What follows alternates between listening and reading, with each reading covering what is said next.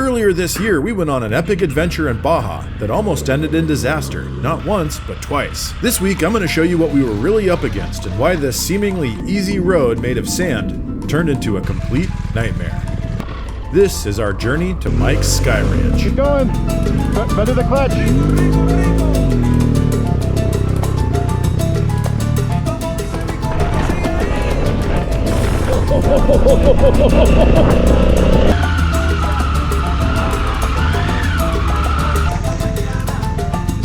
Well, we're still walking.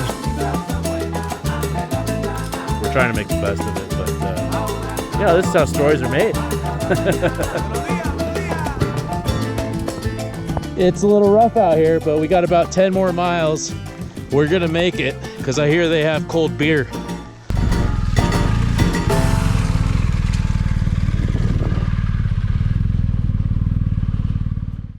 Alright, now how did we get into this mess in the first place? Well, Sam's Uncle John invited us to go on a group ride. Or more accurately, Sam got word that his Uncle John was planning a trip and invited himself. And then I got word that Sam was going on a trip and I invited myself. It started out as a group of 8 riders heading down from Carlsbad, California on an easy ride to just north of San Felipe, where we would split into 2 groups. 4 riders would stay in San Felipe, and the other 4 of us off-road riders were going to stay the night at Mike's Sky Ranch, a resort on the Baja 1000, just off Highway 3 with a nice gravel driveway, or so we thought. Wait, but I thought Baja was nice and sunny. Well, you're not wrong, but this was February. And at this same time, while the others were enjoying 70 to 80 degree weather on the coast, we were in the mountains, where it started to snow on us. You see, earlier that day, after crossing into Mexico and grabbing our lunch, we called to confirm our reservations and to check on the road conditions. They assured us that we were on the books and the roads were great. Come on by, they said. This is where we learned a hard lesson about the phone number to Mike's Sky Ranch. More on that later. We parted ways with our on-road friends where Highway 3 turns off and headed west to Mike's. We got gas before heading down the road to the ranch, and I'm sure glad we did because we ended up needing it. Sign's gonna fall over with the weight of the extra sticker. Nice. Looking good. After paying the entrance fee of a sticker on the sign out front, we finally were doing it. We were on the road to Mike's Sky Ranch.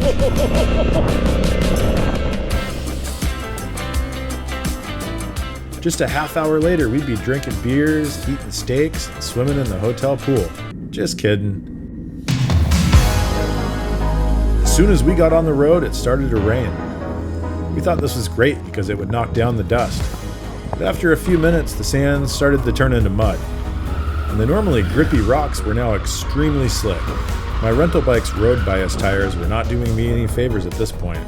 Well, we're on our way to Mike's Sky Ranch, and it's raining pretty hard. It was just hailing a second ago. We'll see how this goes. We got soaked from the rain and sweat, and as we pushed on through, the temperature started to drop. At this point, we started getting tunnel vision, where we thought after the next hill or corner it would just get easier. We kept saying, just a little bit further, but it kept getting worse and worse and worse.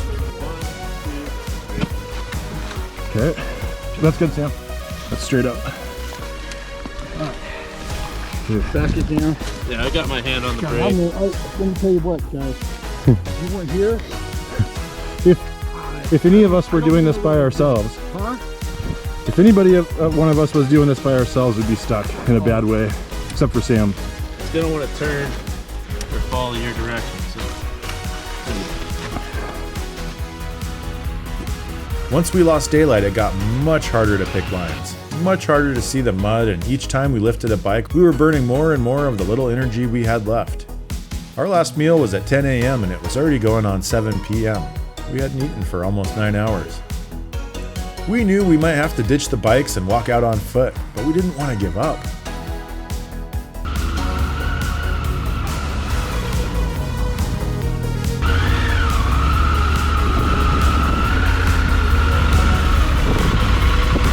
This is garbage. This is complete garbage.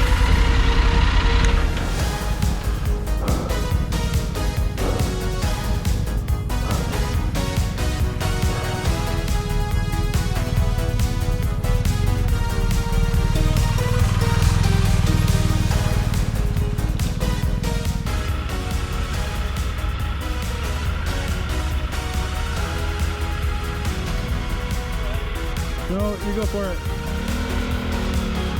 The bikes were getting really sleepy and taking dirt naps more and more as the mud got deeper. We finally found a spot to hide the bikes just off the road. It was either keep fighting and maybe make it out there by 1 or 2 in the morning, or hike out on foot and maybe make it there before 10 p.m., just in time for dinner. Both were bad options, but they were the only 2 options we had. There was no cell service, nobody to ask, and no help coming. We were it. We only had what we brought, and we had to either make it there or make camp.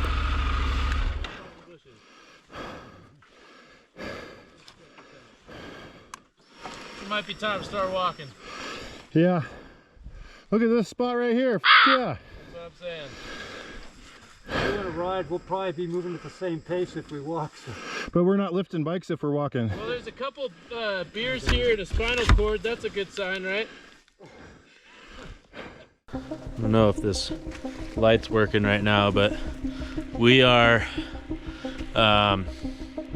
somewhere out in Baja wilderness, about 3 miles away from Mike's Sky Ranch, and it's just filthy muddy. You know, we're riding and we're in like 5 inches deep of mud, just slip sliding around, going 15 feet and then dumping the bike and then getting off and helping people pick it up, and it's getting to the point where we need to start walking.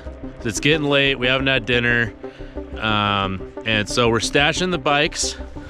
We got the bikes here in the bushes, and we're locking them up as good as we can, and luckily I don't see anybody coming up here anytime soon. The road's just too shitty, so tomorrow morning is going to be interesting getting out of here. I don't know if we're going to end up staying another day, but nobody's gotten hurt. We're all doing well. We're just really tired, and at this point it'd be faster to walk than to ride, so, and we don't want anybody to get hurt. So sometimes you got to make these decisions out here, and they're tough decisions to make because nobody wants to leave their motorcycle out in the bush. But here we are, and we'll see how tonight goes. Hopefully we make it there. All right, well, we stashed the bikes, and we've been walking. We just got to the top of this really big hill. We left my uncle, this other Greg, I think. Yeah. Greg down at the halfway up the hill. Me and Ian are going up ahead and trying to get some help just to get a four-wheeler or something out here to get him out, at least back to where we're staying. So we're gonna take a little break here, and I thought I'd be opening this up at the place and enjoying it over dinner, but got the Macallan 12-year Scotch whiskey, and I can't think of a better time to open this than now. So salute. I know we're gonna make it out of this, but this just makes it that much sweeter. So, God, that sounds good. All right.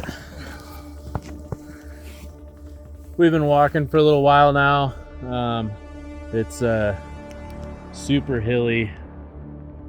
I probably can't see anything, but it's really hilly. But we're making good time. Just taking it slow. Stopped raining. It stopped raining, yeah. We'll get there tonight. We're gonna get there tonight. We're doing all right, and we're gonna get there, and hopefully they still have cold beers by the time we get there, because it sounds good, and maybe some food. I'd settle for a bed at this point. Yeah, a bed'd be nice. Also, I just want to say we've been riding since 7:30 this morning.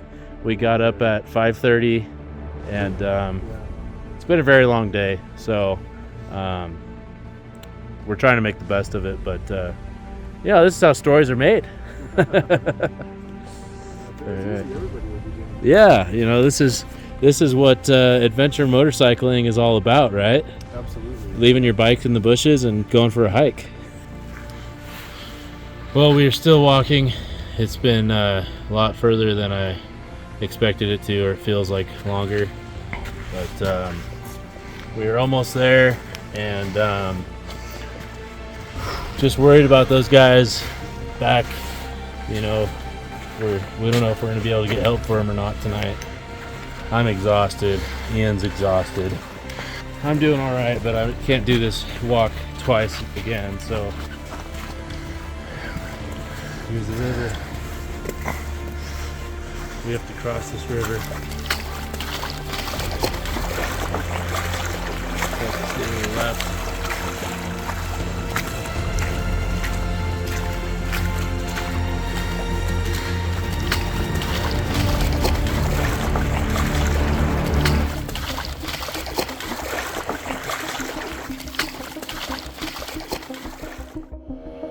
All right, so we made it to Mike's Sky Ranch. The guy here was nice enough to try and go get John. This is the truck we're taking. It only goes about 5 miles per hour, and I don't know. I'm hoping that we find them and can get them here tonight. It's getting cold.